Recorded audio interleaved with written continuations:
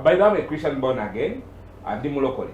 era byengendo okugamba wano bya kirokole sikuwolereza buwolereza wabula binako evidence mazima according to byetuze tulaba ne betukuliddemu ze 26 lwenyingira industry eya art okay twali tukyasoma naye twabeeranga mu nnyonnyo naddala muzolide so sirina kipya kyengenda kugamba kyesirabangako one ogenze n'obuuza nti ddala kyaki eyambyeko ku kukula okwa gospel music in Uganda akituufu eyambyeko katono ate neeremwa kinene okay ntegeeza ki without church tetwali bade nabayimbi ba gospel kubanga emmere gye tuyimbeyo mwoyo tulijja mu basumba baffe abatuidinga naye bw'otunula n'ogamba nti gospel music afiiriddwako nnyo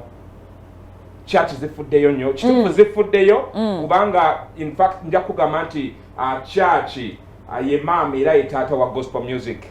ng'omuyimbi talinafuuka gospel artist church ye maama we era ye taata we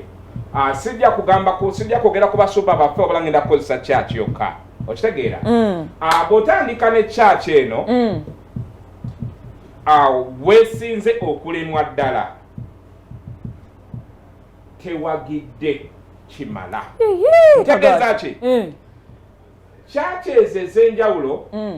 abazibeeramu oba bazisabiramu oba bazikuŋŋaaniramu oba baziweererezaamu bawagira musumba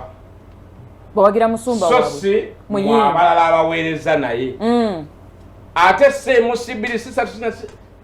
wabula ezisinga osobola n'okukwata event n'ogiteeka mu kanisa ennene oba nini y'omusumba oba si musumba naye ng'ali famous nga wamaanyi mu church mulimu ebikonge eby'amaanyi mulimu abaweereza ab'amaanyi mulimu abantu abalina mu kasente mulimu abalina ebitongole mulimu abalina amakampani naye ne batakuwagira